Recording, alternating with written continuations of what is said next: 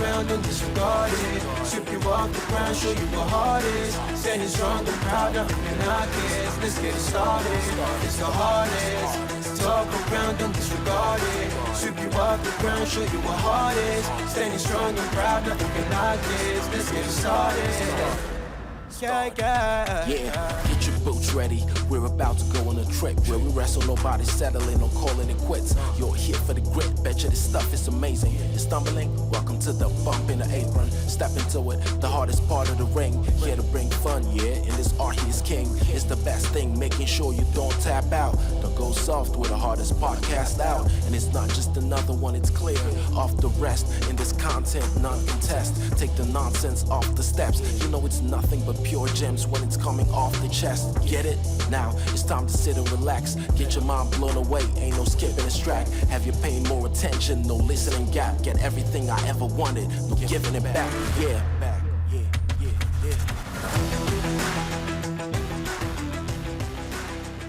Ladies and gentlemen, welcome to the Apron Bump Podcast. Here's your host, the hardest part of the ring. Guys, come on. Thank you. Thank you, everyone. Come on. Hey, guys, stop. We have a show to get to.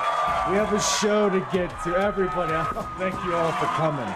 Thank you all for coming. This is lovely. This is lovely. So we're talking about some ECW today, right? No, ECW. I'm with you guys. The show we're gonna be recapping today is ECW Big Apple Blizzard Blast. I mean, that's a mouthful.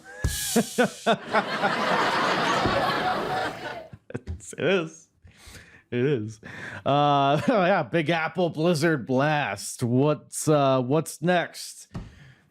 Huge banana tsunami explosion? Come on. What?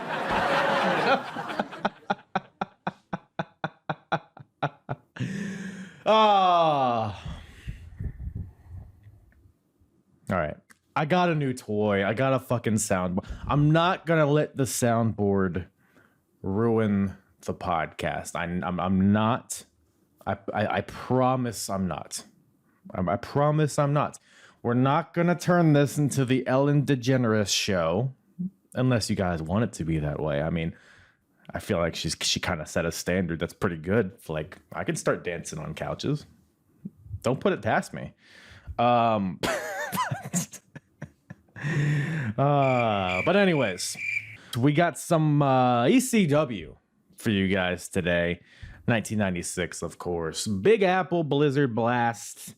It's their debut in New York, and they lost Battalion Hall. I believe I covered a Ring of Honor show from there in the past. But yeah, so a little new, kind of new scenery, also kind of the same.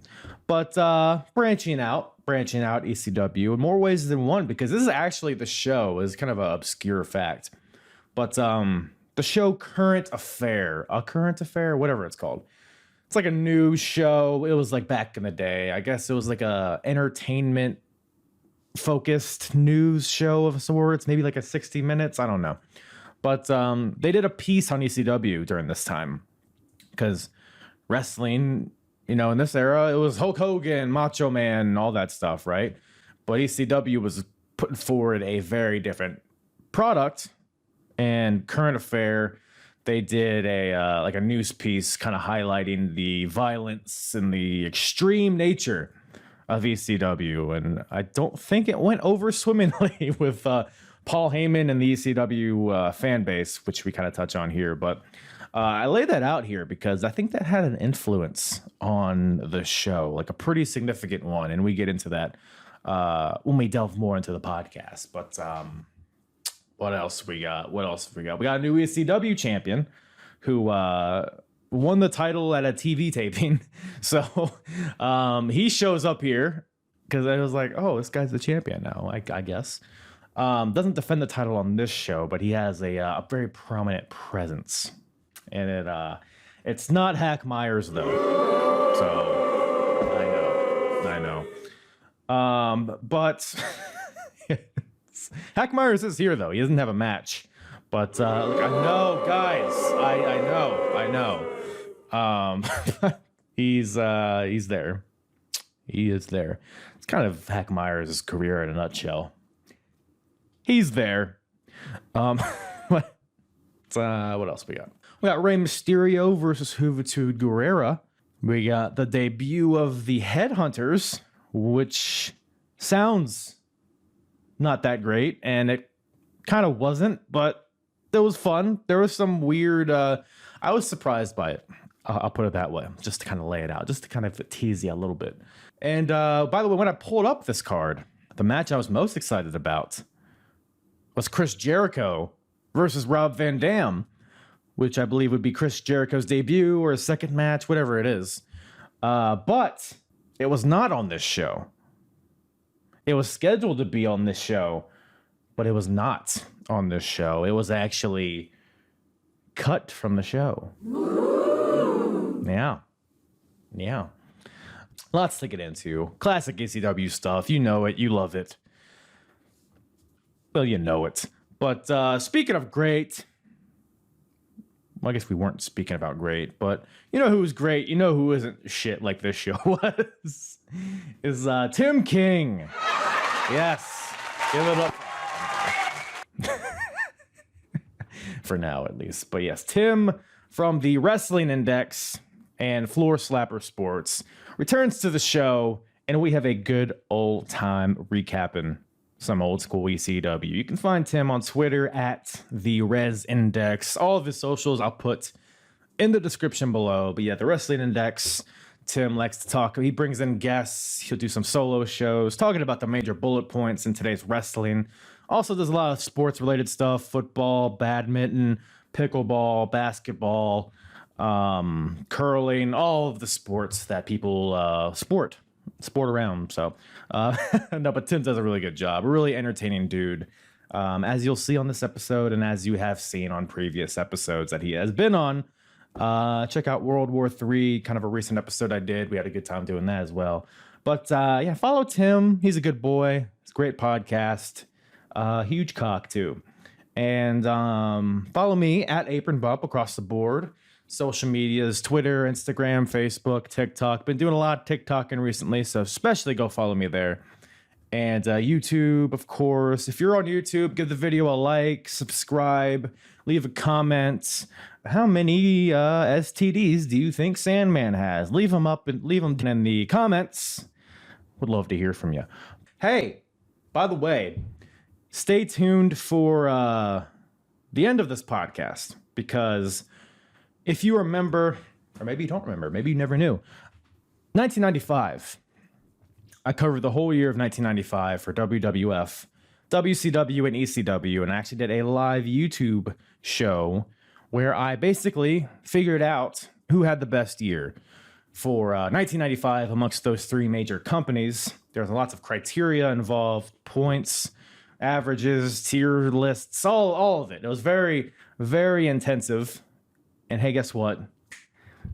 I'm bringing that back for 1996. But this time, instead of just kind of doing it all at the end, it's going to be a kind of a running, living document, a running, living scoreboard of sorts to see who is having the best year in 1996 as we travel along. Now, like I said, stay tuned for the end. I'll grade this show. I'll retroactively, we'll figure out what so far has been the best match of the year, the worst match of the year, best wrestler of the year, worst wrestler of the year, best and worst storylines, best and worst promos, etc., etc. We're going to grade the previous shows that I've covered so far, and I'll explain how all that works, the scoring system and all that, but it should be a fun time. And what are the stakes? Well, still kind of a work in progress there, but my main idea, now this is subject to change, but I think the company that wins, I will buy a authentic championship belt from that company that was represented in 1996. So for example, if WCW wins, maybe I'll go buy Big Gold's, or maybe I'll, You know, if ECW wins, I'll buy the ECW title. You know the deal, right? So this will be a year at least down the road, but I think that's what the winning company will get here. But I'm open for suggestions, so hit me up if you have any better ideas. Maybe I'll get a tattoo of the worst wrestler on my asshole. So, like I said, we're open for suggestions. But with that, ECW, Big Apple, Blizzard Blast, 1996. What a stupid fucking name. With myself and Tim from the Wrestling Index and Floor Slapper Sports. Yeah, man, it's always going. It's always going. How are you doing? I'm good. Your beard looks nice, by the way. Oh, thank you. I'm jealous of the fullness. Let's get them tangled. Let's get crazy. Let's go wrestle a little bit. I like your shirt a lot. I like how it's over your heart. So like that's you got the fun. Heart over your heart. That's cool. It's like cracking a little bit, and I emailed the guys, and they're like, it's I forget what the word they used was, but it's like supposed to be distressed, which I guess makes sense.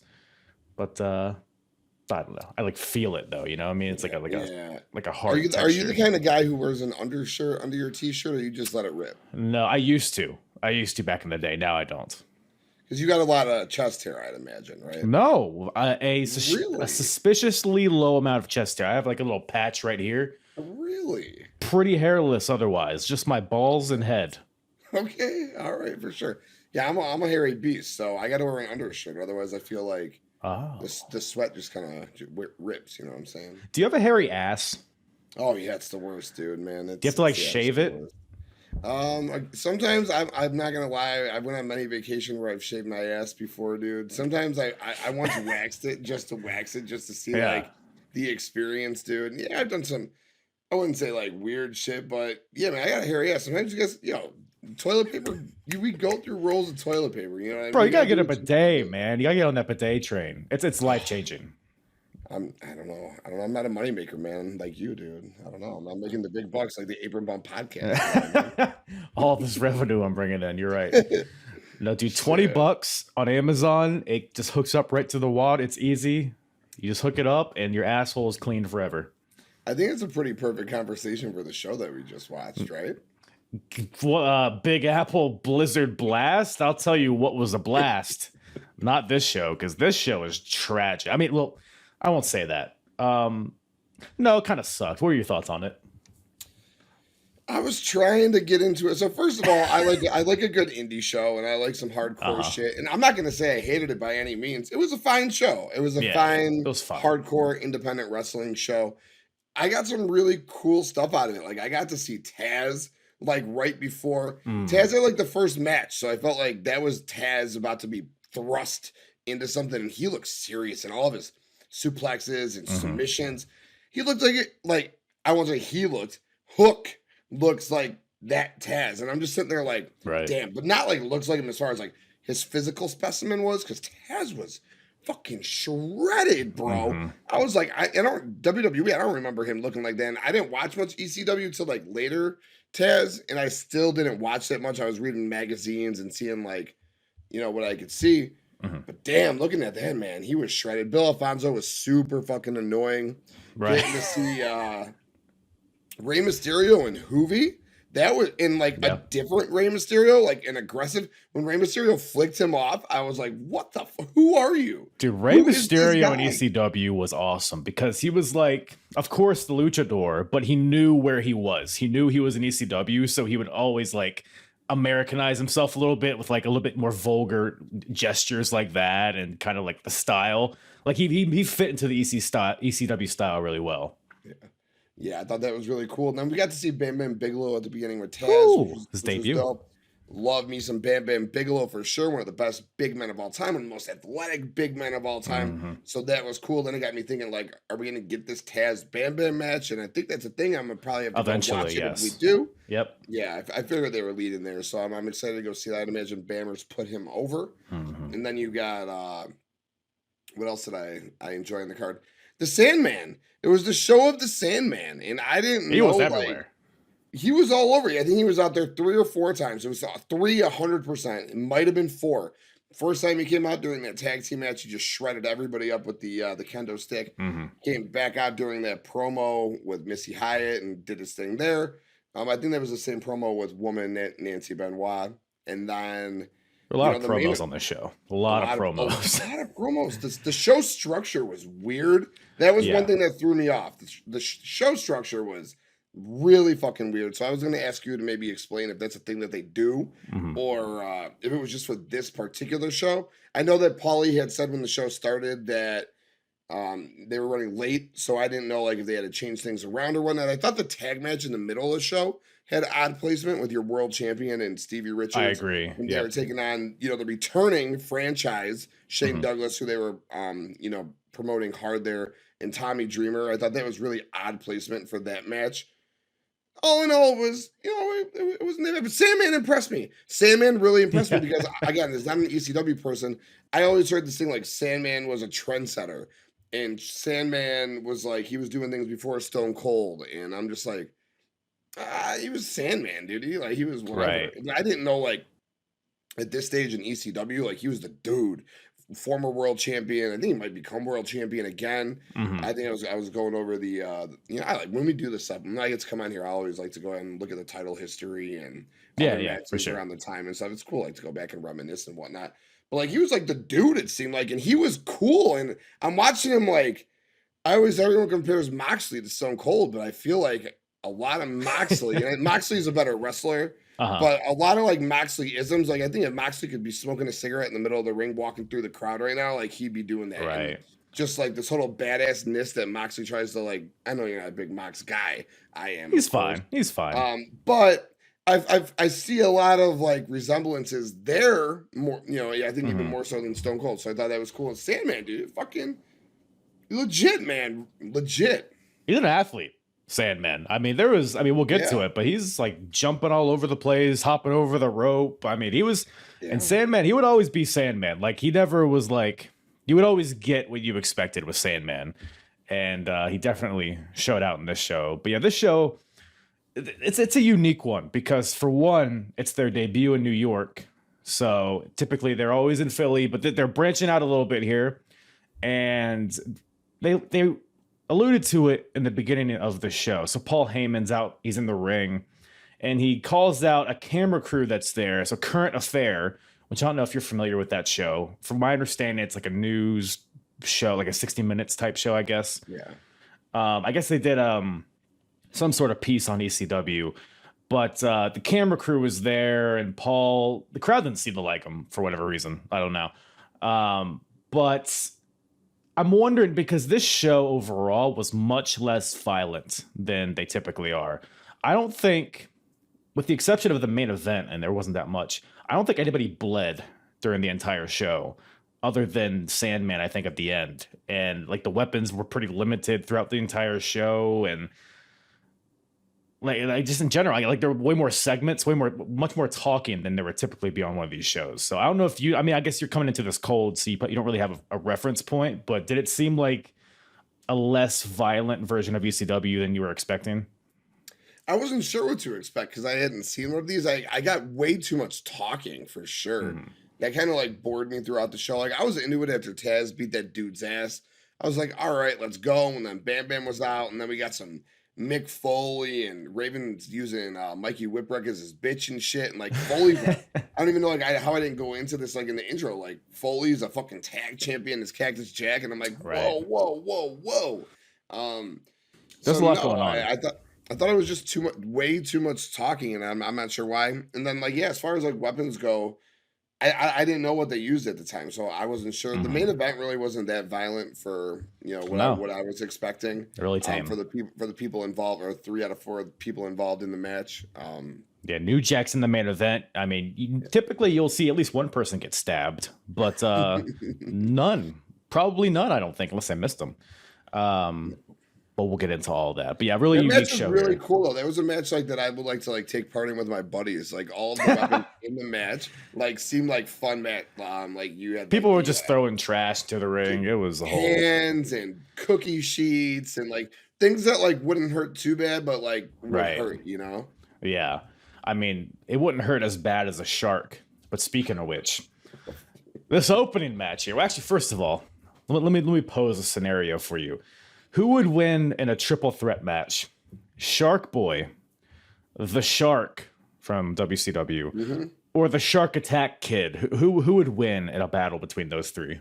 Oh, well, first of all, I'm a fan of the big boys, all right? So it's definitely the Shark, and I like how the Shark was referenced on commentary during the show as well. So, the Dungeon of the Dumb. Shark from WCW. Yeah, right.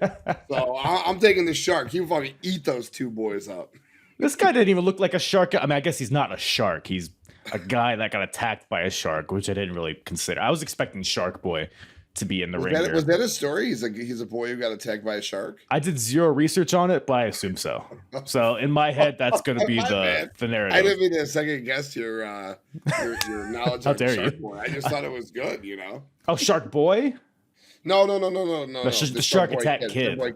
Shark Attack Kid. Look at me. I'm fucking butchering this poor kid's name. Shark Boy Kid. What a ridiculous name that is. Stupid name. All right, so we got the TSAK here facing Taz, like you mentioned. This is as far as physically goes, peak Taz, shredded, like you said, just tossing this poor boy all over the ring, suplexes, judo throws, a little jujitsu in there.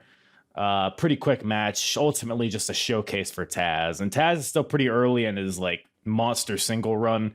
He's kind of fresh off of his Tazmaniac gimmick. I guess it's been like a year or so, but also had like a broken neck along the way. So he just kind of recently returned with Bill Alfonso. So they're really building this dude up, and gets the quick win with the Taz mission. But that's not really the story here, because after the match, because Taz and 911, are you familiar with 911? Nope. He's a big guy. I was wondering who 911 was. He wasn't on the show. I looked him up. I was waiting for him to show up.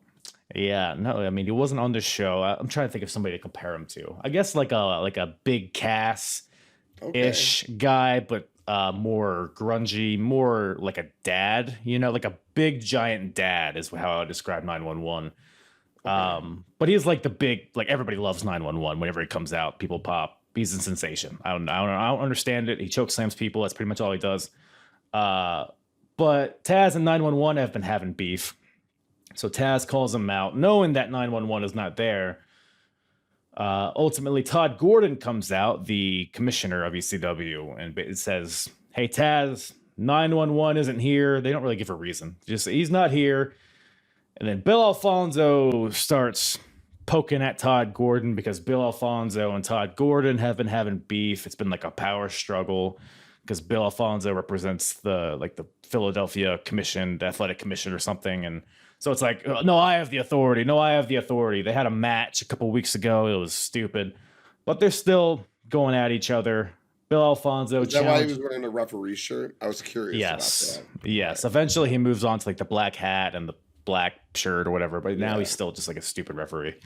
But I was like, what the fuck is why like a 1980s WWF referee. Yeah, it's right. But yeah, to your point, Bill Alfonso is just obnoxious. He is playing his role. Him and Todd start going at it. Todd Gordon throws the shittiest clothesline I've ever seen in my life, but it's enough to knock Bill Alfonso down. And then Taz gets in to pull him off. Then in comes Bam Bam Bigelow, making his debut. His matches with Taz are legendary. That one spot where they like go through the stage, I don't know if you've seen that. That's that's when Taz really. I've seen the highlights of it for sure. I'd love to go and see these two throw Same down. Here, yeah. But the crowd was into it. Bam Bam apparently just left WWF. Wasn't really doing much for a while, but he's here and he's looking pretty mean, I guess, huh? Got the cowboy boots. Yeah, jeans. Dude, Bammers look good, dude. Bam Bam. I was trying to think of this was 96. Mm-hmm. When was his match with LT? That was WrestleMania. It's the previous 11? year. Yeah, So 95 WrestleMania. 95. So that was 9 months before. Yeah, so he wasn't doing shit, dude. No, he was kind of in the main event scene along with Diesel, but he was just kind of Diesel's buddy. And he was never really. He did get one title shot on like a random Raw, but otherwise he lost to Goldust in Goldust's debut, and he was like, "All right, you're done, bud." Yeah, man, I love Bam Bam. Such a great. Man. He's great. Athletic big, top 5 athletic big of all time, dude. Doing the moonsaults early on, plus character work. fucking tattoo on the head. No one got that look. I mean, nowadays, but like back then, nobody had that character look, dude. But the way he showed up, like you said, the crowd popped in. I was totally into this, and I was ready to go for the show. I was like, let's fucking go. Fortunately, you know, it didn't stay as hype. Right. Yeah, Bam Bam was ahead of his time for sure, and the ECW crowd definitely sensed that. So, but speaking of athletic big man, we got two of them here in this next match. We got the Headhunters versus the team of Axel Rotten and El Puerto Riqueño. Hey, Tim, what's your favorite El Puerto Riqueño match? Yo, I had no idea who that kid was. They were trying to hype him up. The extreme rookie. Hype him up, dude. And they're like, he's like this like up and comer. And I'm like, I got no interest in this kid. They're about to get demolished by the Headhunters. Yeah, he's kind of just a Hispanic Mikey Whipwreck. It's kind of, from what I've seen of him, that's kind of what he appears to be. Mikey Whipwreck was the ECW world champion, I saw. Yeah, like not too long before this, like a few months before this. Wild, because on the show it kind of made him seem like he was just a bitch, like he was like holding a pocket in prison and shit. Mikey, like, yeah, I don't know how he was world champion, if like that's how he is. Raven just like got it like a spell on him or something, or what? That's the whole thing. Yeah, with Mikey Whipwreck, because like you said, the whole deal with him is like, oh, he's this schlub, he doesn't belong, but he's like a Triple Crown champion at this point. He's the tag team champion walking into the show, and he was also a TV champion at some point. So it's like, at what point is he not an underdog? Like, he wins all the time. Right. Yeah. That's what. Yeah. All right. Got it. But El Puerto Riqueño does not win. This guy, he doesn't win. He doesn't win at all. Including this one, because the Headhunters, I guess they're debuting in ECW at this point. It's the first I've seen of them. They appeared in the Royal Rumble the month previous. Yes, they did. I knew that. I knew I had seen them before, dude. Yep. I didn't know they had names. I thought it was just Headhunter A and Headhunter B. Do you know what their names are here? Nope. Mohim and Mo Fat. Mo Fat. Nice. Is Mo Fat the one that did the moonsault or no? I have no idea. Probably. Great moonsault, bro. Dude, I was watching this match, and I was like, these Headhunter, because I've never really watched a Headhunters match. I was like, these guys are horrendously unathletic, because the whole match is just like, they're 4 feet tall. They're what is it, wider than they are tall. They're just bumbling around in there. The strikes look awful. There's one of them hits a power bomb on Puerto, and he like just falls over because he can't like hold him down. It's like, these are just two bowling balls in there just rolling around. And then this motherfucker does one of the most beautiful moonsaults I've ever seen in my life, literally. Lands on, who took it? Was it Axel or the... It was your boy, Puerto. My boy, yeah. But, yeah, I mean, I guess they're building up the Headhunters here. I don't know what their longevity is in ECW, but the moonsault, like, towards the end, they were impressive as hell. So I don't know. What do you think about this whole deal? Yeah, man. I think I said it. The moonsault was beautiful, and the Headhunters were going to roll through this team. That was about what I got out of it. Mm-hmm. And I was like, I recognize these guys. Hopped on the Google right away and saw they were in the 1996 Royal Rumble. I said, abso-fucking-lutely. Mm-hmm. Commentary said they were going to be built up towards the next tag team challengers in that division. So, as you just said, they're going to be built up in the division, and that's just about all I got out of it. Axel Rotten's a name that I've heard a bunch about. I don't really know too much about him. So him and his brother Ian Rotten, they had a bunch of really brutal death matches in ECW the previous year. The Taipei death match, I don't know if you're familiar with that. It's where they super glue glass shards to their hands and punch each other until they bleed a lot. Because it's ECW, and what are they going to go do? Headlocks? No. What the fuck? You look at this guy. The Ian's less athletic than Axel is. So it's like, no, just go hit each other really hard and bleed a lot. But they were pretty instrumental in like establishing ECW's identity as like violence and all that stuff. Well, so I'm sure who wouldn't want to see that? It's like a fucking train wreck that you can't fucking turn your head away from. Like you fucking see something like that. It's like, oh, you got Wolverine out there fighting fucking Wolverine. All right, you gotta watch this shit. It was something. I recommend it. It's okay. You can find it on YouTube, I'm sure. I'm sure. But yeah. Other than that, what'd you think of the like the managers with the Headhunters? I think it was Damian Kane and Lady Alexander. I don't know if you know Yeah, I anything. didn't get too much out of him. She had a very interesting outfit, and that was really all I got out of him.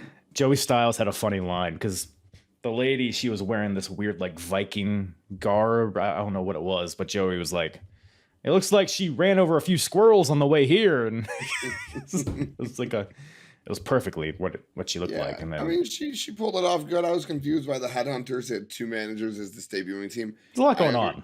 I didn't know like if the guy like and the girl were together, so like that's why they like had brought the Headhunters in together, or like one of them had come with the Headhunters from out of the company.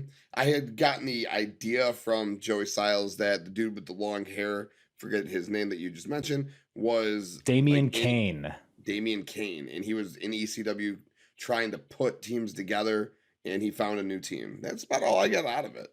Man, I've been watching ECW chronologically for a couple of years now, and I have not seen this gentleman yet. So unless he's like repackaged. He didn't tell a good story in commentary. They had a lot of promo time on this show, and none was dedicated to these people, but maybe it's for the best. But after that, we got the ECW tag team titles on the line. We got the champions, Cactus Jack and Mikey Whipwreck, versus the Eliminators, the team of John Cronus and Perry Saturn.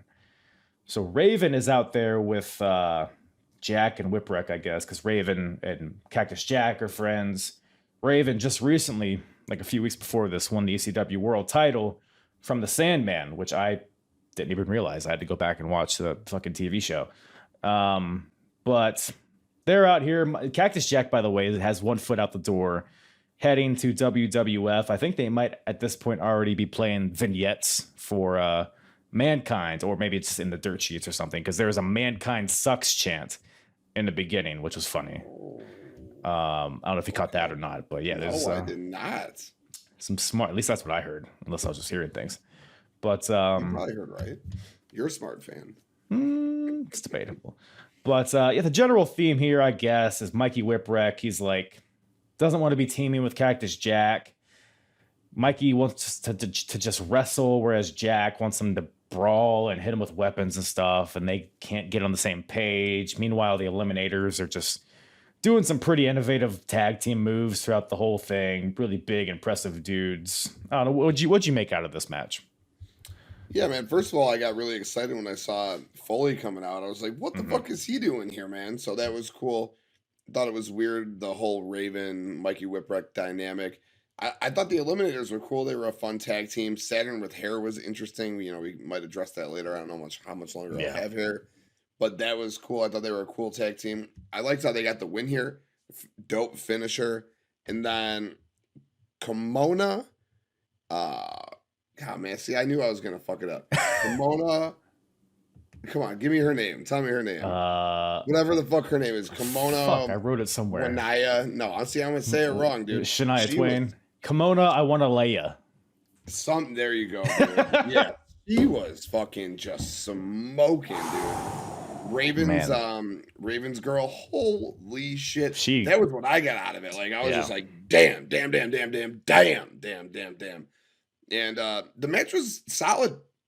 Foley he wrestled that match hard. I like the move he had on the outside. He did this like springboard elbow to the outside. Where the hell did that come? It's like an Acai elbow drop on the both guys. I was like, whoa, dude. I don't think that I've ever seen Foley do that. So I thought that was really cool.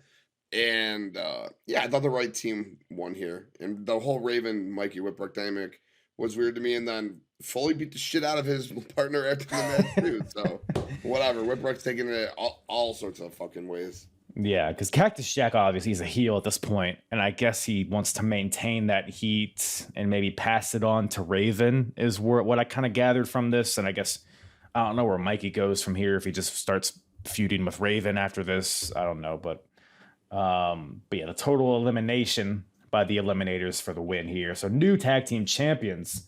And like you said, Raven and Cactus Jack both beat up on Mikey Whipwreck after the match. And the Eliminators are heels too, right? They're not faces here. There's like a bunch of heels in this match. Yeah. Okay. Yeah. That's what I got out of it. We're not done with the Eliminators, because after that whole debacle, I think Mikey gets double arm DDT on a chair. It cuts to cuts to Joey Styles, and then cuts back to the Eliminators in the ring. So they're with Joey Styles in the ring. I guess they're about to get interviewed after their title win. But out comes Francine. And she's wearing all leather, of course. She's a manager of the Pit Bulls, who is a team comprised of Pitbull number 1 and Pitbull number 2. So what the fuck? She's their manager. And the Pit Bulls and the Eliminators have had a few matches over the past few months. I think one of their last matches, the Eliminators gave Francine the total elimination, so that's why she's in a neck brace here. But Francine's like, you know what? I know you guys injured my neck pretty severely, but you guys are champions, and that turns me on, which is almost exactly what she said. And Francine's like, you know what? Let me manage you guys. But this was all a ruse, just a distraction for the Pit Bulls to come in, attack the Eliminators. They got chains. Saturn gets like hung with the chain over the ropes. Cronus gets a super bomb from the second rope. And then Francine pulls out some scissors and cuts Saturn's ponytail off. Thank God. So Saturn gets a little haircut. And that's pretty much all that really happens here, I guess, right? Yeah, that's it. And you hit it spot on. I was like, oh, so these guys beat her ass and then she joins them. Interesting dynamic. Okay. But damn, yeah, she looked fucking. We were just talking about Kimono, but then she comes out and she looks just I mean, she ain't wearing nothing. Fucking her ass is just fucking sitting out there. So, yeah. Damn, yeah, Francine had Hot tomato. Yeah, she had got it going on. And I had never really known who Francine was. Always heard about her through, like, you know, the magazines or whatever. I'd see her like, damn. Her and Beulah were like the two I saw. I didn't know about this kimono. I wish I did. I was not familiar either. Yeah, I always thought Francine was smoking, and this show definitely like exclamation pointed that shit. Yeah. And you know, the ending, it was what it was, and I'm not too familiar with the story that was going on between them, so whatever. It is what it is. It's not a lot going on. Just I hate you. Let's hit each other hard. That's pretty much what it comes down to. But I feel like the tag title match that they're going to have will probably be a pretty good match between them after, you know, if you get hung by a chain and get your hair cut. You would think so. They're be coming for some vengeance, you know? So I looked at the next card and there's like a triple dog collar match of sorts. I forget if it's these guys. I would assume it is, but so dog collar. I think Stevie Richards is involved and somebody else. It's a whole weird thing. What do you think about Stevie Richards?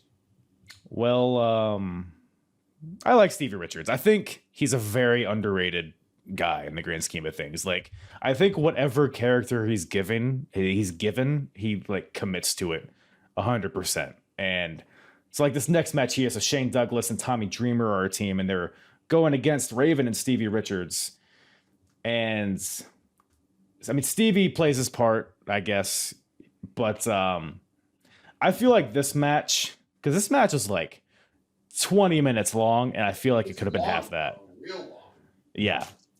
Are you taking your pants off to wank to kimono?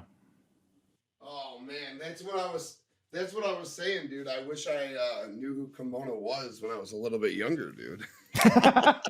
Well, hey man, it's never too late. It's never too late. But right now, no. I'm trying to. Oh, there we go. Yeah, sure. Yeah.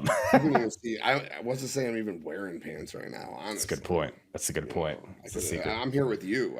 I'm probably easy access. I'm free balling as it is. But. Free balling? Oh, free balling. Free balling. I see. Free balling. Free ball. So we got Shane Douglas, Tommy Dreamer versus the Raven's Nest or whatever you want to call this. But yeah, like I said, like what do you think about this match? It was fine. I feel like it went a tad too long though. Yeah, so I thought it was interesting, the dynamic of Stevie and Meanie and Raven, and Stevie and Meanie and Raven. And I thought that it was Stevie and Meanie who were going to be involved in this, and Raven would be doing something else. Again, because of where it was placed on the card, I'm like, oh, you're world champs, just like in the third match or the fourth match on the card. I was like, oh, that's rather interesting. But the match itself was cool. I actually gained some respect for Shane Douglas here. I never was a big Shane Douglas guy. I didn't like Dean Douglas. I didn't like Shane Douglas in WCW. Again, didn't watch where he was the franchise in ECW and like really made his moniker. So seeing him in this match like come back like is like a big deal.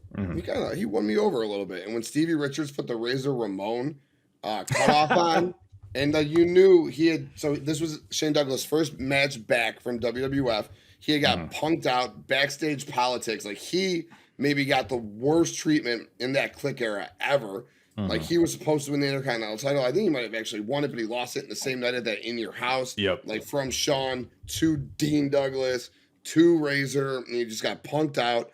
And he's back in ECW. He's the franchise again. And like Joey Styles did a good job of saying like he's the franchise. He's not Dean. He's Shane. He's the franchise. And I enjoyed him in this match, dude. I really enjoyed him in this match. I thought like he'd be a nice contender for that championship coming up.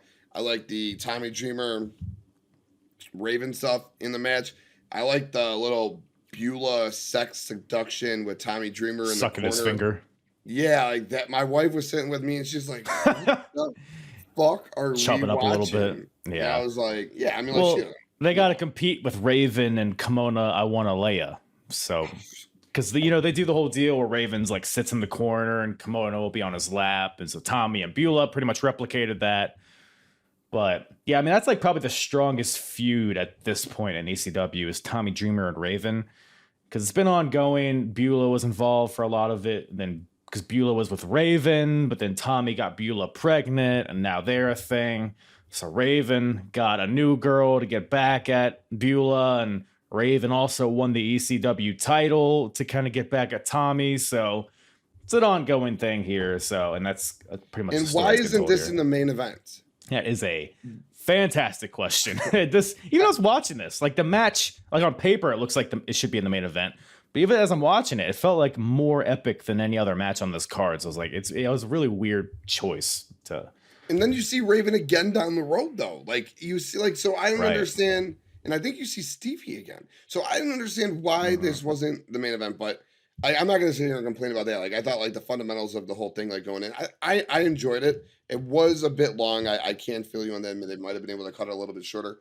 The Sandman getting involved was really cool, but the whole Razor Ramon thing, wiping his ass, shoving it down, and then that was probably the highlight of the match for me. Yeah, when he shoved it down Stevie's throat, that was cool. Yeah, that was about what I got out of it. Yeah, I mean that was because, like you said, Shane this is his first match after coming back from WWF, so it's still really fresh. So Stevie putting on the Razor shirt, and then Shane like rips it off of him and shoves it down Stevie's throat, and like he just like gets incensed and just starts beating the shit out of him. But the match, you know, goes along. It's not too violent. There are a few weapons here. There's a Nintendo that gets that thrown was so in. Cool, dude. Somebody brought Nintendo from the crowd and was like, "Hey, here, Tommy, use it." And they had a cheese grater, I think, at one point in the match. Of course. They used a couple of very unique weapons. It was, the Nintendo, they had a cheese grater, and then they had one other unique one. A telephone was in there. A telephone, yeah. Yes. It's exactly what it was, bro. Just a big, bulky ass. You can kill a person with that. Dude, yeah, man. You can kill someone with anything, really. Try hard enough. We're not talking about that. I'll tell you what, Tommy almost killed, Stevie almost killed Tommy with a power bomb. Dropped him right on his neck. It was really reminiscent of when Brock did it to Hardcore Holly. It was like the same exact thing, but I guess Tommy was fine here, fortunately. Yeah, I did have that in my notes. There were a couple scary botches. Couple pile drivers that look pretty gnarly too. Yeah, bad neck spots. I was thinking that throughout I was watching. I was like, ugh, cringing. Like, the Tommy one was bad, dude. Yeah. Were there any other like botches or cringy moments that stuck out to you in this one? There was two, I thought. There was that one, and then there was like another one, like back to back. The crowd was chanting "You fucked up" at them for something. I don't remember what it was. And then, I don't remember. But I wouldn't expect. Listen, ladder matches, like multi-person cage matches. I don't expect these sorts in this show. Everything on this show, literally everything on this show. I don't expect crisp, clean wrestling. Right. Like, all right, a botch. Okay, yeah, I expected an independent hardcore show. You're going to see fucking botches left and right. Like, I don't know what you would expect. But you never, ever, ever, ever, and I'm not in the industry, so I can't speak to it. But, from what I've watched for 32 years, you never, ever, ever want to drop somebody on their head. You always want to protect your opponent. And that in that case, obviously it was an accident, but you know, it's a bad fucking botch. He might have given him a receipt though, because Tommy put Stevie in the tree of woe in the corner, so he's hanging upside down, and Tommy just takes a frying pan and hits him right in the penis with it, which is fun.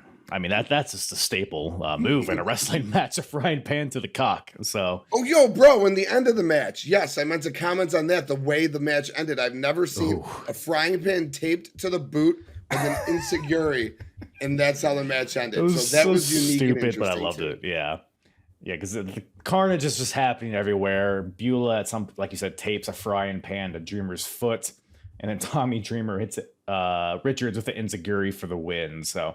Honestly, I mean, this might be my match of the night, unless I'm forgetting one. I mean, there wasn't a lot of competition, to be honest, but I would say this is probably one of the better matches of the night for sure. Oh, this absolutely was the match of the night. That's why I was like flabbergasted that it wasn't the main event of the evening when you got the world champion involved.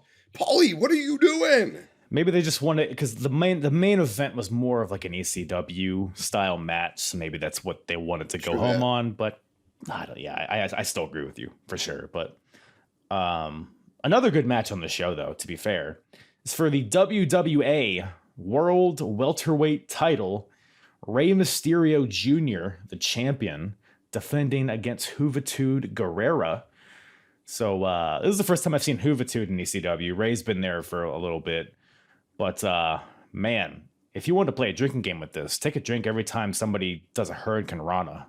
Because it just felt like it was nonstop Ranas this entire match. But the crowd ate it up, I guess. Bad botch in that match, too. That was the other one. Thanks for reminding me. There was like a corner. There was a corner spot between the two. And I forgot. One of them almost landed on their neck. I think it was the last Hurricane Rana of the night where they almost fucking... But again, even this match, I don't expect it to be clean. These guys wrestled like a hardcore lucha match. It was so cool. Yeah. I got a hit on it to start the show. Seeing Rey Mysterio flipping off Hoovy to start was cool. Both of these guys, 21 years old. Rey just turned 21. Yeah, he was announced as a 20-year-old. The announcer, best introduction. Joe Gertner, the GOAT. Bro, that got me hyped for that match. That's like sitting in the middle of the show. So that was cool. Yeah, they kind of lumped the best two matches back to back. I did enjoy it. A lot of Hurricane Ranas, a lot of fast-paced action. Hardcore Rey Mysterio. It was different because I looked at them and I said, is that Hoovy and Rey? But like they didn't come off as Hoovy and Rey. Hoovy spitting in Rey's face to start the show or to start the match was like, shit. Okay. Okay. I enjoyed it. I did enjoy this match for sure. Yeah. And it was definitely a change of pace from, because there wasn't another match like this on the entire show. So and ECW did that pretty well, giving you some variety. Pretty unique spots. They did like the upside down, like their legs are tied up and they're like slapping each other upside down. Lots of springboards, Hurricane Ranas. You know, you pretty much know what to expect with these guys. But ultimately, Juventud goes for like a second rope Razor's Edge, but Rey counters it into a Rana, of course, and gets the win. But Rey gets the win. I think he's will be in WCW within a matter of months here, but for now, he's doing some good work here. And how long was he in ECW before this? A couple months, maybe like 3 or 4 months, I would guess. So not super long, but they had like a big like turnover rate because like Eddie Guerrero came in for a few months and then left. Dean Malenko, same thing. Benoit, and someone else that was on the show that applies to as well, but I guess we'll get to that later. But Joe Gertner, the bilingual introduction might have been the highlight, because I will say though, Super Nino is way more badass sounding than Superboy. But is that and that's what he's called, Rey Mysterio, Super Nino? That was his old Super Nino, Superboy, because he was like two with both languages. It's like you have that. You should get at that, bro. You've got that diction down. ¿Dónde está la biblioteca? ¿Sí? ¿Cómo estás? Anyways, so we got Bill Alfonso and Taz. They're back. More of these fellas. Still antagonizing 911, still calling him out, even though they still know he's not there. But 911 911, I looked him up. He's like a big beefy boy. Yeah, that's how I would describe him. Yeah. Yeah, like a big beefy boy. Okay. Big beefy boy. B-O-I. I want to see him. I want to reference who we're talking about. Of course. But a non-beefy boy comes out. Rey Mysterio comes out to he's like, hey, 911 isn't, because Rey and 911 teamed together at the last show, so I guess they're kind of buddies. So Rey is like, hey, 911 isn't here, but I am. And Rey's like, hey, Taz, I'm not afraid of you.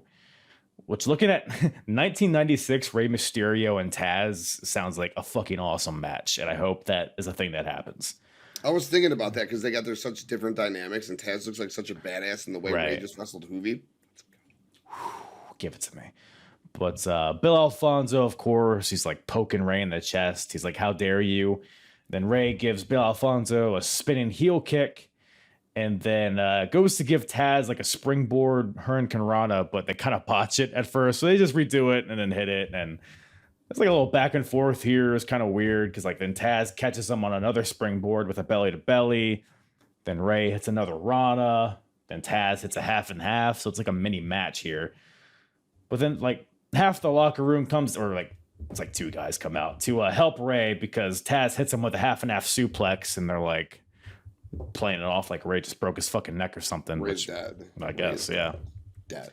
Looking at the size difference between, dude, Taz looked like a fucking monster. Like, I don't know why the WWE didn't pursue that guy, or the WWF didn't pursue that guy sooner. I mean, they're kind of the same height, but I get what you mean. Taz he's just a little beefier, though. Beefy, bro. Beefy. Yeah. It's a big, beefy boy. You know who else is beefy? Is JT Smith and Hack Was that Myers. the guy throwing lefts? Lefts? Wasn't he throwing left hands at the guy who attacked Rey Mysterio? Or was that a different guy? That is the Shaw, Hack Myers. So basically, Rey's murdered. He's dead in the middle of the ring. Rey gets killed a lot in wrestling for some reason. But JT Smith and the Shaw come out to help Rey, and then JT says something on the mic. I don't know. I couldn't really understand anything JT Smith was saying. He's like trying to be Italian, but it comes off just like intelligible. So he said something, and he's like, you know what? I'm going to beat you up, actually. So JT Smith starts stomping on Rey, and then the Shaw hits him with the left jabs, which is a weird impulse to have when you're just in a fight out of nowhere, but because he's doing like the Dusty Rhodes punches. He's just throwing the lefts. That's why I was like, who's the guy with the lefts, dude? You're not familiar with the Shaw? No. Man. Is he a regular product, or is he like regular? The Shark Attack boy? I got the name right. Hell yeah. Or no, Shark Attack Kid. Yeah, nope, you fucked up again. You're gonna get it. You're gonna get one of these days. TSAK. I'll remember by the acronym. There we go. If he has merch, you gotta get on that. We do. But no, the Hack Myers. Hack Myers is a sensation. Let me tell you, he's so over, as you could probably tell. The crowd was all into him, but like nobody knows who he is, like because he was like big in like early mid '90s ECW, and then he just faded away for whatever reason. But looking at his face, is that where WCW got Sandman's name from? Hack. Wait, Sandman? Wasn't Sandman's name Hack in WCW? I don't know. When was this? 1999 he was a hardcore wrestler. And he was I did not know Sandman was in WCW. Yeah, on like 1999, 2000 hardcore division, his name was Hack. Just Hack? It's just Hack. H-A-K. That's so funny. No, yeah. I mean, maybe. I think Hack Myers was also in WCW at some point. I don't know what his name was, but maybe they were a team. Who knows? Dream Team. That's a dream team. I don't know about that. How dare you? But so the Shaw and JT fight to the back. Meanwhile, Rey is still deceased in the middle of the ring, and Joey calls for the ECW medic team, also known as Damage Control, which and then Bailey comes out. No, which is always funny, just in hindsight. That's a kind of a cool name for like your paramedics, I guess. But the segments keep on coming because Joey's still in the middle of the ring, and he's like, "Wow, that was crazy. You won't see action like this anywhere else." And then out comes Woman, who has just signed with WCW. Woman comes out and she's like, hey, Joey, actually, you can see action like this on Monday night. And then out comes Sandman, because Sandman and Woman have been an item. But Sandman is pissed at Woman for leaving ECW. So Sandman comes out and Woman's like, hey, are you out here because you changed your mind and you want to come to WCW with me? And Sandman's like, nah, you've been a bitch your whole damn life. And Woman's like, I plan on being here and being a bitch until somebody carries me out of here. And then Too Cold Scorpio comes out and carries her out of there. So weird segment here. I don't know. What'd you make of it? I don't know. And then Missy Hyatt came out, right? Didn't it end with Missy Hyatt? This is just a bunch of nonsense, dude. And then like she lit a cigarette with Sandman and gave it to him and like made it seem like they wanted to go and do rump roast in the back together and and call it a day, right? Rump roasting. Yes, you're right. Yeah. I've never called it rump roasting before, but it just seemed like they wanted to do what they wanted to do in that specific moment. You know what I'm saying? Whenever Sandman's involved, that's a pretty good way to describe it, I think. And she's I'm not gonna say grimy herself, but she's pretty grimy herself. So. She has some DSLs on her. Yeah. Yeah. She which is fine. I mean, no hate. No hate from me. No hate from you. No. She was a handsome gal, this Missy Hyatt. But before she comes out, though, because we got to lay the scene here because there's a lot going on. So, Woman gets carried out by Scorpio. And then all of a sudden, because Sandman's still in the ring, all of a sudden it cuts back to the ring. And Stevie Richards and Blue Meanie are back in the ring with Sandman. And because remember, Raven just beat Sandman for the world title. So, and Stevie and Meanie are his henchmen of sorts. And Stevie's like, hey, we've been sent out here by Raven because, hey, we know there's going to be a rematch coming up, but hey, we're going to give you the chance to back out of it. Sandman takes his metaphorical cock, that is his kendo stick, puts it right in Stevie's face. He's like, now. And Stevie's like, well, I'm going to Stevie kick you. And then Blue Meanie's like, no, let me do it. And Blue Meanie tries to super kick him, but he's fat, so he kicking his foot up. And then gets caned right in the face. A hilarious bump from that cane shot from Sandman to Meanie. And then Sandman tells Stevie, he's like, hey, you go tell Raven that I'm getting my belt back. And then he kind of just walks away and hits Meanie again on the way out. Just jumps over the top rope to the floor. And then Sandman's out. But this segment is not over. Raven comes out to berate Stevie. He's like, you had one job and you blew it. By the way, Raven is like lisping here. I don't know if he has like a... It's the mic. It was the mic. Was it the mic? I didn't know if he had like a broken jaw or something. Yeah, it was the mic. And that's why I grabbed the mic and pulled it closer because I think he probably heard it. Because if you notice, for the first like maybe 15 seconds, he's like... every word he says, and I know from experience, having a shitty mic will make you, because like I used to do podcasts and I'd be like, why do I sound like I got a lisp? So if you hear me, you know damn well I have no fucking lisp when I speak. So I think that's why I grabbed the mic and then he like asserted his words into it. Right. That makes sense. That makes sense. I could be wrong. No, I mean, you the way you put it, that makes sense to me. But Raven's out here. He smacks Stevie around a little bit. He was like, hey, Steve, if you don't have a big surprise for me, you're fired from the flock or whatever the fuck. And Stevie's like, I got something. And he pulls out like a ragged piece of paper. And he's like, it's like a letter to some, like a lawyer or something, I guess. He's like, basically he's suing Missy Hyatt for sexual harassment. Because a few shows ago, it was another dumb segment where I don't remember the context of it. I know Raven and Missy Hyatt made out, and then Stevie and Missy Hyatt made out. It was a whole thing. But apparently Stevie's implying that it was against his will.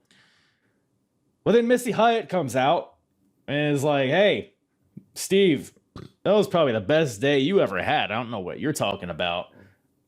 And Raven's like, You want to be with my crew? Wouldn't be the first time.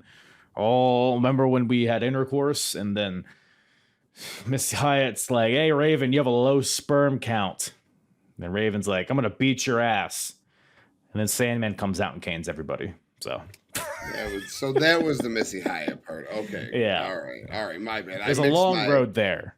I mixed my two segments together there because there were so many fucking in-ring segments. Why? But I liked all the cane shots, dude. Yeah. Sandman delivers a fucking... He can throw a cane. Dude. Yeah. Dude. Yeah. Sandman, four segments. Like I said, 3 or 4. This makes 4 for sure. Right. Well, we get back to some wrestling here after that. Let me ask you a question. Did you by any chance look at the card before you watched the show? Nope. I like to be surprised. I like it just to hit me like, this is what's here. I like it. Well, I did. And there was a match here that was probably the match I was most excited about, but they did not include it, apparently, because it was so fucking bad. And it was Chris Jericho versus Rob Van Dam. Right? How could that be bad? Right? So... Wait. After what we watched throughout the course of this evening... Dude, and what's after? Like, this is all better than this? Like, how could that be bad? We got to find this somewhere. It might be on YouTube somewhere. I don't know. But it's Jericho versus Rob. I'm glad I didn't look up because I'd be pissed. I was pissed. Like, why did the network take it off, or did like the show take it off? The show, well, I used the link that's like the original. It's on the cock. Yeah, so. Yeah. But no, I mean, I looked it up. It was on Wikipedia. They pulled it from the VHS or whatever. Because Rob just debuted at the last show in ECW, and Jericho, this would have been his debut. I mean, I guess it happened, so I guess it was his debut. But yeah, right. So this is a quote. I think it's from Jericho's book. I found this on Wikipedia. So Chris says, Paul booked me against RVD and wanted to use the match as our official TV debut. Rob and I had similar styles, size, and worldwide experience. He'd spent some time overseas and made a name for himself in Japan just as I had, but the match sucked worse than a toothless vampire. We were a step off on everything, and there was no sign of chemistry we'd had the night before. The fans turned on us, chanting, "This match sucks. Please go home. End this match." Even the dreaded "you fucked up" chant reared its ugly head when I screwed up a simple arm drag. So apparently it was bad. I don't know. But I mean, obviously Rob would go on to be like arguably the biggest ECW star of all time, and then Jericho. Do you think it was bad because of Rob, or just? I guess they probably just didn't have the chemistry. I guess they might have just been an off night for them, honestly, because it seems like I guess this would have been Jericho's second match because he implies that they had a match the previous night. So I guess they had a good match before, and then yet to go to WCW. Right. So. Yeah. So early Jericho, early RVD, but I mean Rob was still good at this point, and I imagine Jericho is pretty good too. So, but thank God we were spared that terrible match. Let's get to this next match, shall we? Bubba Ray Dudley versus JT Smith. I forgot about this match, honest to God. How could you? The next match. How could you? JT Smith, because remember, he got those vicious jabs from the Shah earlier. So JT Smith comes out cartoonishly wrapped in tape around his head, like a cartoon character, like he had just fallen out of a moving car or something. And he's like limping to the ring. He's like, "Hey, I can't compete." And then he offers Bubba $1 to not have this match. Which, I don't know. What were your thoughts on the Dudleys here, their presentation, and Bubba's whole deal?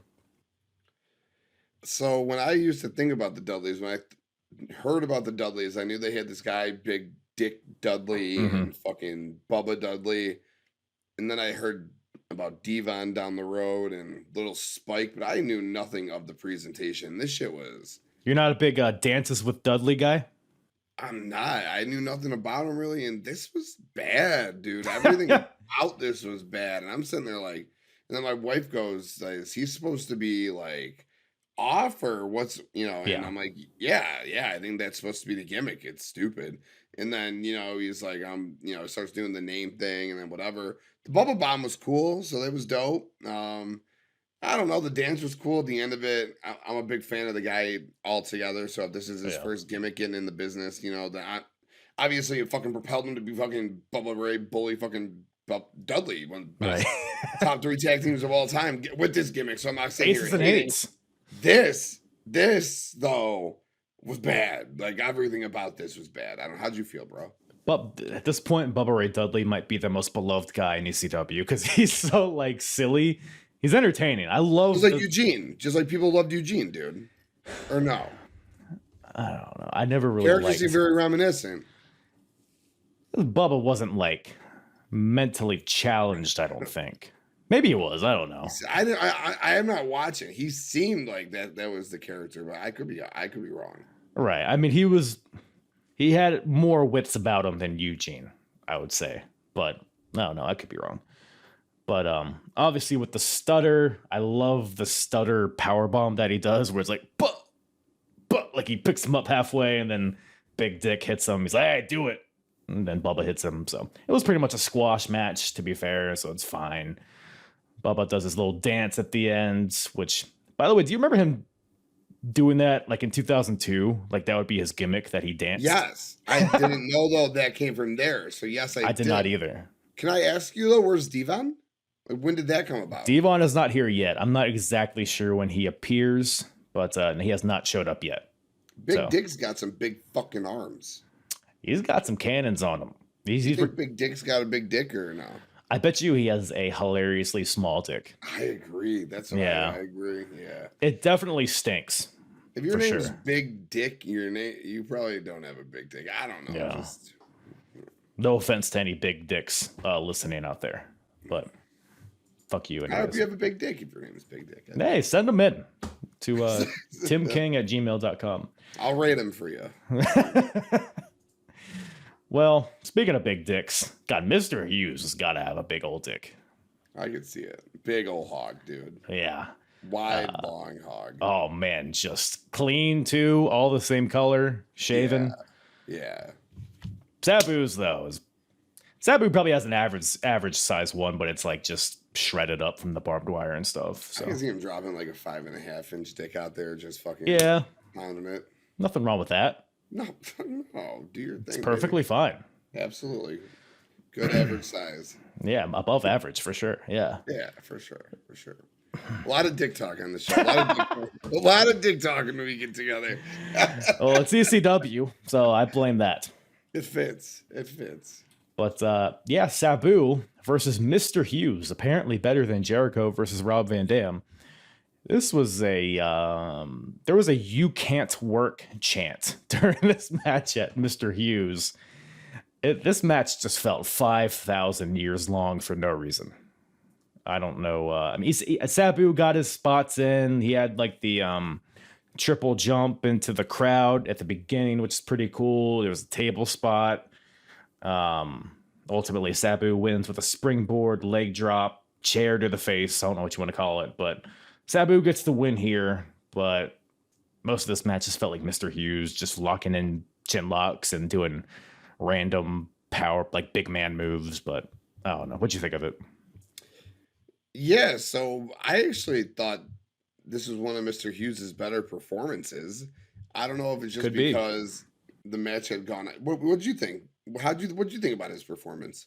I mean, I've only seen Mr. Hughes wrestle a handful of times. I guess as far as Mr. Hughes matches go, maybe one of the better ones. But I didn't think it was a you can't. I mean, me too. I've only seen him a couple of times, but like 93, 92 Sting stuff, WCW, that era, the Mr. Perfect stuff in WWF. Okay. See, I haven't seen his early stuff. Like, I guess he like wrestled The Undertaker at some point. Like, he had some pretty high profile stuff. So I've only seen his like random ECW bullshit. He's more of like a bodyguard type guy. I don't look at him as a fucking semi-main eventer against Sabu, like for a fucking 15-minute match. Like, this match, 7 minutes, done. Mr. Hughes gets 2 minutes of offense, 2.5 minutes of offense. Sabu gets his moves in, a couple of the chair moves, a table spot. They had like 4 table spots. Sabu did like 5 chair spots. All right, no, like 3 chair spots, 3 table spots. I'm being real here. A couple of chair spots. There was a lot of stuff between these two just like going on. But I didn't hate Mr. Hughes' performance. He got up to the top rope a couple of times. He like jumped, tried to go through tables. I'm glad I didn't hear that you can't work, because that would have kind of pissed me off. Because I might have misheard it. That's what it sounded like to me. No, you're probably right. That crowd's dickish, and there's nothing wrong with that, dude. And the crowd was not into it. I would agree. Like the performance was fine, but I think like the lack of energy in the crowd maybe made me tune out a little bit. And I think the question is, who the fuck wants to watch a Sabu versus Mr. Hughes match in the first place? Like, that's where you got to ask yourself. Mm-hmm. I guess you probably could have found a better opponent for Mr. Hughes. Like, I don't know. I could. The Shark Attack Kid, perhaps. Maybe let Mr. Hughes go over the Shark Attack Kid, and let Taz do something else, Sabu do something else. But at the end of the day, I didn't think it was as awful as the crowd did. But it went far, twice as long as it should have. If it went 12 minutes, you should have made it 6. If it went 14, you should have made it 7. I ain't here to give you a math lesson. But however long it went, you should have cut that bitch in half. And you know what? It probably would have been better. But I didn't hate it. Yeah, it was fine. Yeah, like you said, it just dragged too long. I mean, I feel like you could have given some of that time to the main event, which we are at here. Which felt very fast, dude. It was a sprint of a match, for sure. I'm not sure exactly. It couldn't have been longer than 10 minutes, for sure. But it's the Sandman and Too Cold Scorpio versus the Gangstas, the team of Mustafa and New Jack. So, because like the last match was like kind of plotting and whatever. I mean, it had its moments of like excitement, but for the most part, it kind of dragged.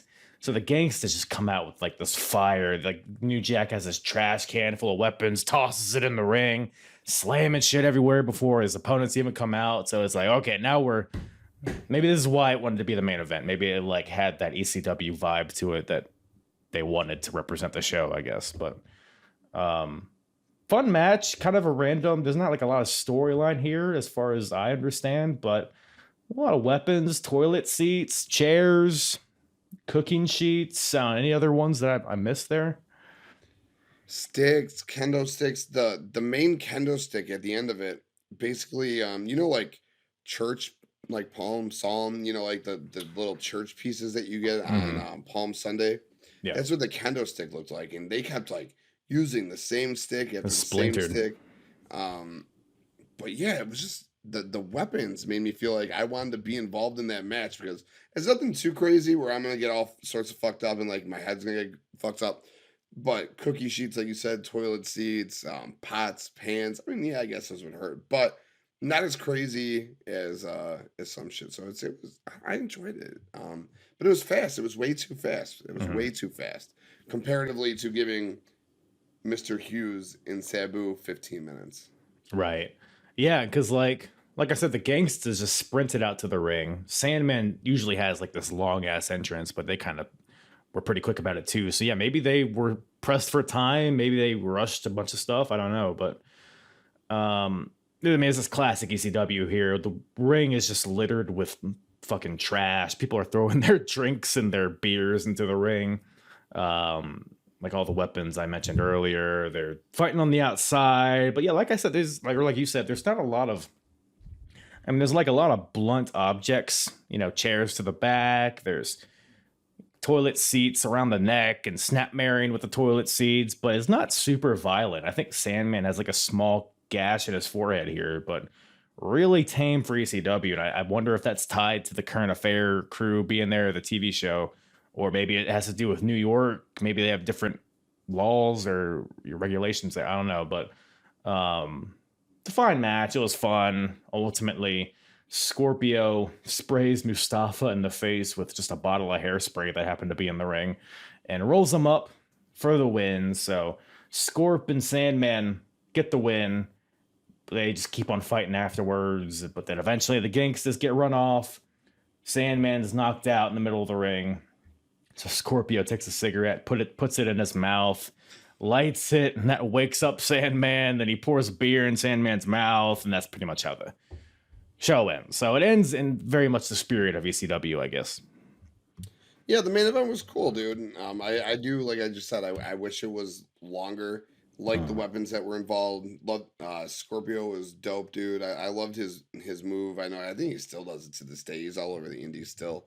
That flip move he did from the top rope where it's like an inverse moonsault, kind of, sort of. Right. But the match itself was cool, and who doesn't like when a match when the last segment is getting someone woken up with a beer poured down their throat. Dope. That's the only way to end the Sandman show. Sandman going up to the top rope with a cigarette in his mouth, ending it. 4 segments all throughout the night, beating the shit out of people, kendo sticks left and right. It was a Sandman show, right? Yeah, would you say he's the MVP of the show? Fuck, by far and away. And it made me he earned, not that my respect matters, but like he earned a lot of respect for me in this show. Because I was never a big Sandman guy solely because I only saw him as like Hack or whatever highlights I saw from ECW. But damn, dude, this dude had a lot of charisma. He actually wrestled in the ring. He did some top rope stuff, which was wild. Oh, yeah. I'm not looking for suplexes and Germans and submissions from this guy, but like he's actually wrestling.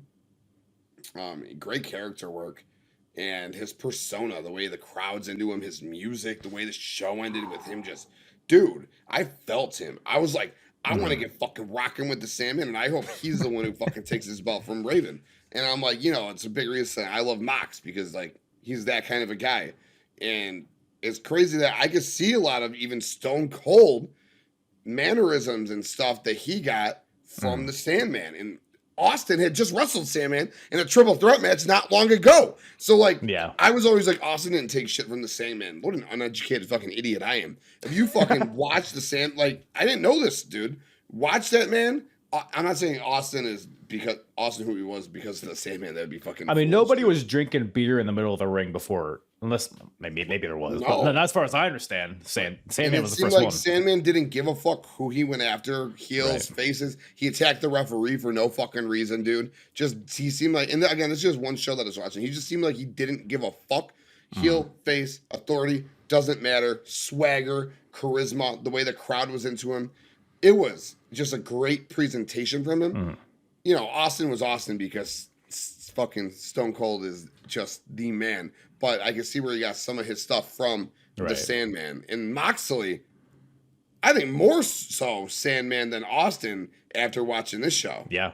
No, I would agree. Yeah, if there's like a spectrum, like Sandman to Stone Cold, Moxley's definitely on that spectrum, but probably closer to Sandman, because I never really thought about that comparison, because people always compare Moxley to Stone Cold. They always compare Sandman to Stone Cold, but I never really compared Moxley to Sandman. But I could definitely see that, especially at this point, because Sandman, like early Sandman, like 94, 95 was a little rough because he was kind of chubbier.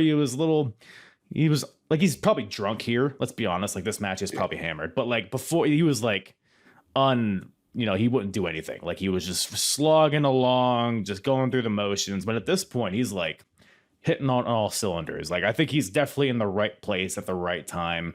Like ECW is the best place for Sandman. And I think he went on to like pretty much like solidify their identity, for better or worse, I guess. But awesome stuff from Sandman. Definitely underrated, I would say. Especially like in the rate. Like he's not, again, underrated because the bar is so low.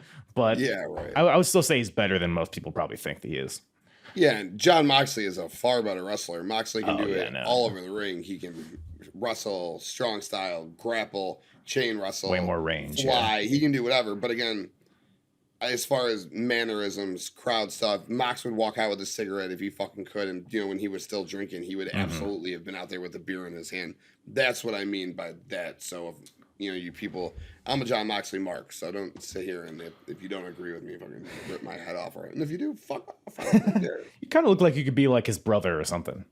I love Mox, dude. I fucking love him, dude. He's fucking great. This match last night with Pager Hanger was a spicy hot fire. Dude, that match had my fucking juices titillated, man. Ooh, did it make you slap a floor? Oh my God, it made me slap a floor, man. I was so excited, bro. God, it got your index all wrestled. But speaking of which, first of all, Tim, thank you for making the time to check out this show and come on and recap it. Where can everybody find you and all your various shows and platforms and websites? Of course, bro. Thank you so much for having me on. It's an absolute pleasure to be here. I had a great time. The show was interesting, a strong, independent, extreme show. They got me learning about the Sandman, so I appreciate you getting me teaching me more about wrestling. So thanks for having me on here. And yeah, host the Wrestling Index podcast. You can find the Wrestling Index podcast on all major audio platforms: Spotify, SoundCloud, iTunes, Anchor. You can find the Wrestling Index podcast on floorcybersports.com and Floor Cyber Sports YouTube. Floorcybersports.com, your home for sports, wrestling, and entertainment. More podcasts as well there if you like wrestling podcasts. Or if like you're big into the NFL draft right now, my boy, the mock draft guy, check him out on YouTube, doing fire-ass stuff. We got a bunch of great football content and wrestling content, floorcybersports.com. But definitely check out the Wrestling Index podcast. Always doing big things, all major audio platforms and Floor Cyber Sports YouTube. Kyle, man, I love you. You are one sexy fucking beast. I appreciate you having me on this show, my dude. Of course. We'll have you back on, and we'll do a Hack Myers retrospective next time. Throwing left hooks, baby. Once again, thank you to Timmy Boy for joining me on this show. Always a good time with Tim. Just a handsome man. I want to rub my fingers through his chest hair every time I see him. But go check out the wrestling. In the meantime, go check out the Wrestling Index. Go check out Floor Slapper Sports. All of his info in the description below. Check it out. Apron Bump for me. Follow me. apronbump.com for all my full episodes. You know the drill. If you like this, if you love this episode, if you liked it, or if you just like moderately enjoyed it, I guess, you can go to apronbump.com and you can go to the episodes tab at the top, and you can select any promotion, any era that you would like to hear me. Recap. You could filter by promotion, by era. You can even select ECW, and that'll bring you all of the ECW shows that I've recapped thus far chronologically across the past year or half or so in this timeline. So do that, binge away. And with that, I think before we go, we got some scoring to do. This will be a running thing, I think, for the Wrestling Wars of the 90s series that I do. So there's all the mid-90s WWF, WCW, ECW stuff. So what we're going to do here, so this is the scoreboard here. Actually, I'll bring you to the... And this is where YouTube will come in handy. But I'll post screenshots as well on Twitter at some point as well. But I'll walk you through it too audioly. Is that a word? Probably not. But this is the overall scoreboard here. So of course we got WWF, WCW, ECW represented here. Scores here, of course, at this point they are 0 because we're just getting started. So, but with that being said, since we're kind of starting a little late here. Big Apple Blizzard Blast, of course, is the show we just covered. But we've also covered Super Brawl from WCW. We've also covered House Party from 1996. So we got to give those bad boys a grade. So ECW House Party. Let me just pull up the card to kind of jog my memory here. Okay, so this was the Public Enemies. And by the way, I'll go over all the scores from the overall scoreboard here after I grade these shows real quick here. So House Party 96, Public Enemies last show. You also had Sandman versus Conan. You had the Gigolo was there. You had Mikey Whipwreck versus Too Cold Scorpio. You had RVD's debut. 911 and Rey Mysterio teamed up. It was actually a decent show, not great. It's definitely either C or D. It was actually kind of a shitty show. Taz buried Hack Myers, which is enough to give this show an F, in my opinion. Rob Van Dam is cool. Sabu versus Stevie Richards is okay. I'm gonna give it a C. ECW is pretty consistent, but I'm gonna give it a C here. And as you can see, the grade has a corresponding points value. So just for example, so an A would be 5 points, a B would be 4 points, an F would be 1 point, but here C is 3 points. Super Brawl in 1996 was an awful show. I'm very inclined to give it an F. Just the main event, I know, it was Hogan and Giant was awful. Macho Man versus Flair was very uninspired. I don't even want to look at it anymore. It was pretty recent that I covered this. I remember it pretty well. The saving grace, like DDP versus Johnny B. Bad, was like the only good thing on the show. And the opening, Public Enemy versus the fucking Nasty Boys is pretty good too, but probably a D- if I could. But to me, man, the main events, the way it just dragged on and just fell off a cliff, it was just an awful program. So we're giving WCW an F here. Now, the show we just covered, Big Apple Blizzard Blast. We are not a great show. I'm gonna be honest, not a great show. I'm thinking D wasn't the worst thing I've ever seen, or was it? Dude, actually, man, I might even throw an F at this one. This was pretty bad. The Shark Attack Kid, you got the fucking Jack. Oh man, I might actually give this one enough. It seems harsh, man, but that Sabu Mr. Hughes match just felt like forever. The main event was stupid. Bro, I'm not, you know what, man? It's harsh, but I gotta throw an F at it. It was pretty bad. Yikers. Yikes on bikes. Yikes on spikes. But, all right. So we're off to our roaring start. That's what I'm saying here for 1996. And, so yeah, this is, by the way, this won't be the exact order that I release episodes in, but this is the chronological order of wrestling shows from 1996. So that's what you got to look forward to. But here, so we got the grades, we got the points. So that brings us here to the tier list kind of grading center, whatever you want to call it. So basically what's going to happen, this section here, these first couple rows are just counting the grades. So it counts the grades from WWF, WCW, ECW. As you can see, ECW got a C and an F. WCW got an F. And it's going to keep a running tally here, this first section.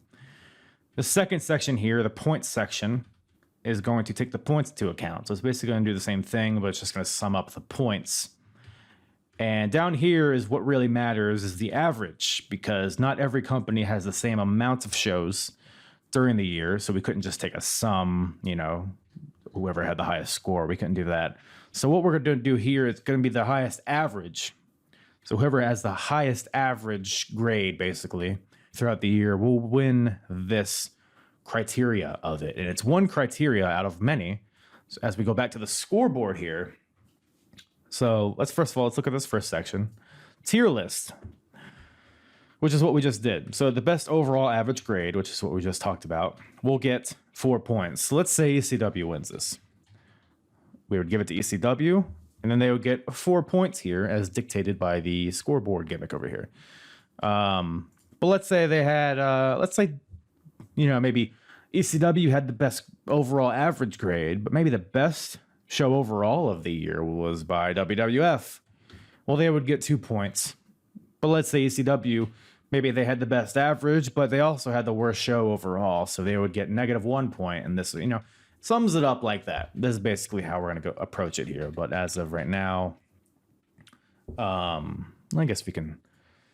I guess ECW as of now has the best average, so we can just throw it to ECW for now. The best pay-per-view, I guess, by default so far would be ECW. As you can see, it's the only one that's not an F. That would be House Party, which this will not last long, I don't think. But worst pay-per-view, probably Super Brawl. Super Brawl is the worst so far. So WCW gets a -1 points. And so like I said, that overall, as we go forward, we're not going to redo this whole thing like this. It's just going to be a running tally. We're going to take the last show we covered into account, make changes if necessary. Sometimes there might not be any changes made other than, the grade for the most recent show. But in ring, and like I said, if you want to revisit this, because I did this for 1995, all the shows I took into account, and we basically graded all of these. So go check that out on the YouTubes for the Apron Bump. It was a great time. But so far, and by the way, this is just we're just taking into account the pay-per-views really for the most part. TV kind of becomes not apples to apples so much. So for now, at least, unless, we figure something out, we're going to just take into account pay-per-views. So in ring, who has the best in ring so far? Well, I haven't watched any. Wait, Royal Rumble. Was Royal Rumble not up there? It's just occurring to me that I didn't have Royal Rumble, and so for some reason my Excel omitted a few shows here. So I went back and fixed this. So now we actually got to grade. So here we go. So CFF.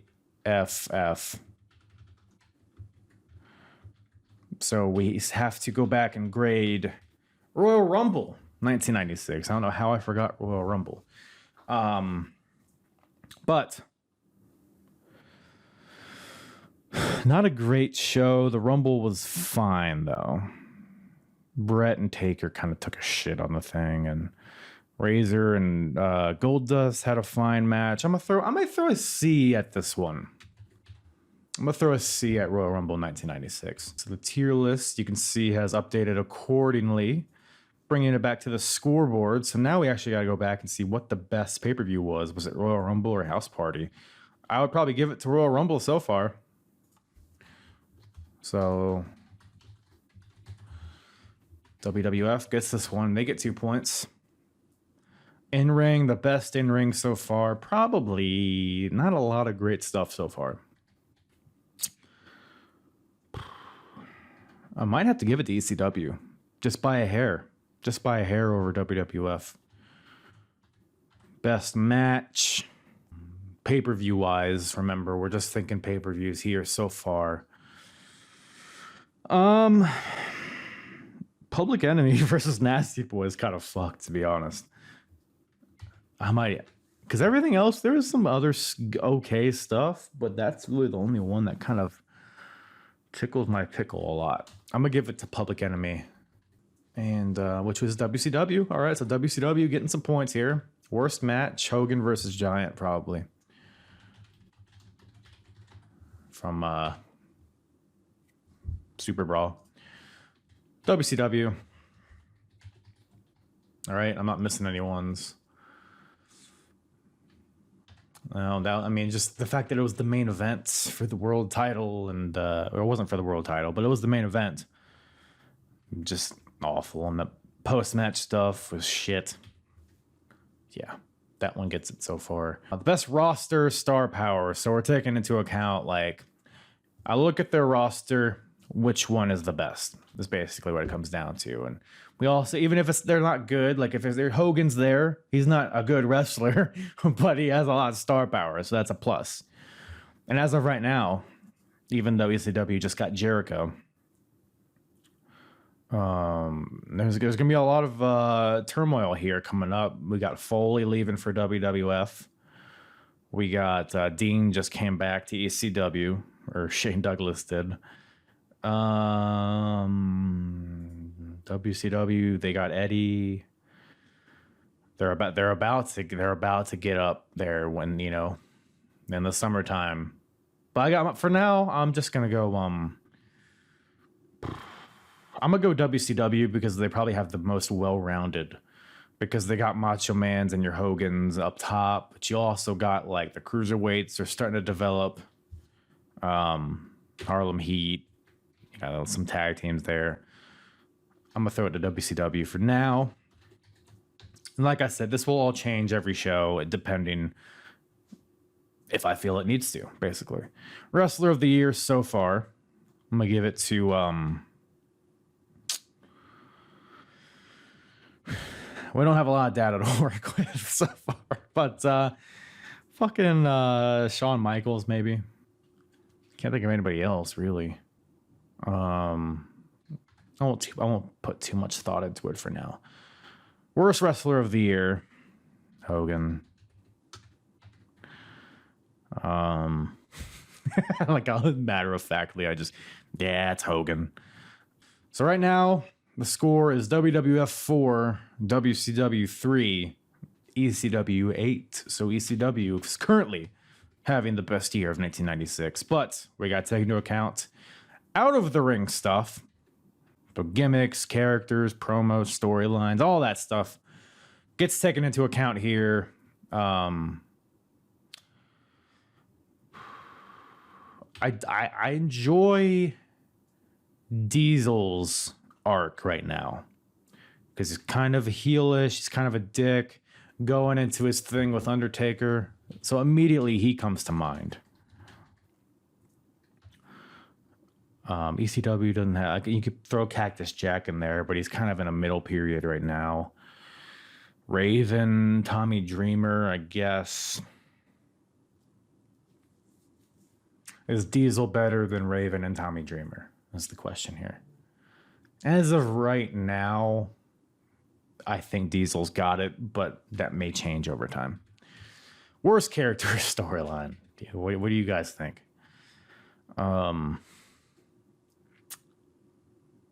I think the Dungeon of Doom has a fucking monopoly on this on this award here.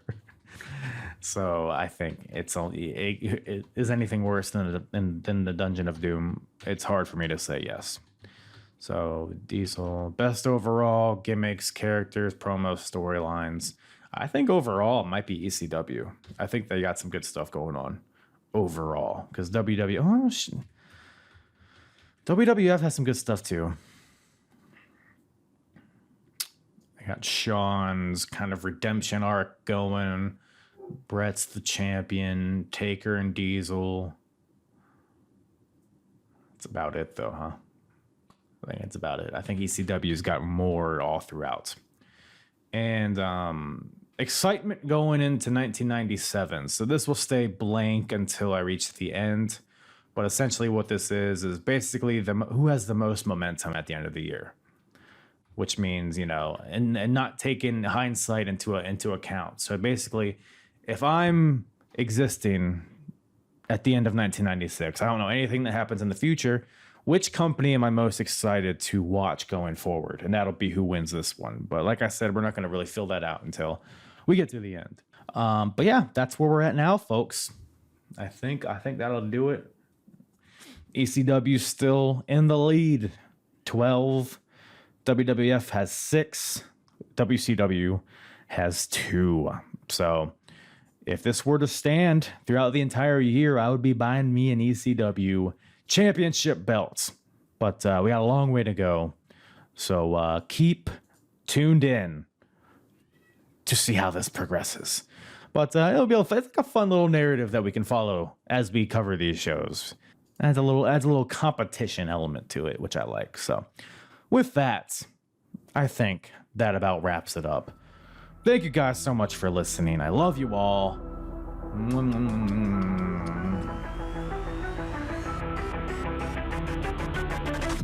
I'm hard. Yeah. And the hardest, talk around and disregard it. Strip you off the ground, show you what hard is. Standing strong and proud, nothing I guess. Let's get it started. It's the hardest, talk around and disregard it. Strip you off the ground, show you what hard is. Standing strong and proud, nothing